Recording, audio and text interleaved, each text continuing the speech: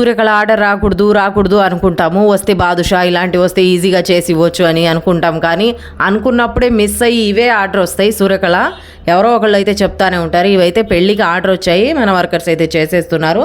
చాలా లేట్ పని, 4-3 కూర్చొని అయితే చేయాలి. ఎందుకంటే రెడ్ కలర్ వైట్ కలర్ పిండి కలుపుకోవాలి, మళ్ళీ చిన్న చిన్న ముద్దలు చేసుకొని రెప్పలు కొట్టుకొని మిషన్లో పెట్టి ఒత్తుకోవాలి. రెప్పలంటే ఇలాగా ఒత్తుకున్న వాటిలో మధ్యలో పాలకు అయితే పెట్టేసి మళ్ళీ పైన రెడ్ కలర్ పిండితో దీన్ని కప్పేయాలి. అందుకే 2-3 కూర్చొని చేసి ఆయిల్ వదులుకునేటప్పటికి లేట్ అయిపోయింది. ఇలా కప్పి పెట్టేసి నీట్గా రౌండ్గా అయితే అల్లేయాలి. చంద్రకళ అల్లినట్టే. ఇది సూర్యకళ, సూర్యుడిలా ఉంటుంది కాబట్టి సూర్యకళని పేరు వచ్చిందేమో. ఇది టేస్ట్ కూడా చాలా బాగుంటుంది. మధ్యలో పాలక ఉంటుంది కాబట్టి ఫుల్గా పొంగి పాకం మొత్తం తాగిద్ది. మధ్యలో తెంపంగానే పాకం అయితే విరిగిపోయేటట్టు ఫుల్గా పడిపోద్ది. చాలా టేస్టీగా ఉంటుంది, అందుకే ఇదే చెప్తారు.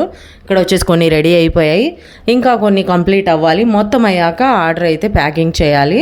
మన షాప్లో ఇవాళ ఆర్డర్ వచ్చేసి సూర్యకళ ఆర్డర్ అయితే వచ్చింది. ఇంకా కంప్లీట్ అవుతుంది. ఫాస్ట్గా అయితే చేసేస్తున్నాము. వాళ్ళు 4 గంటలకు వస్తామని చెప్పారు కాబట్టి. ఓకేనా, బాయ్.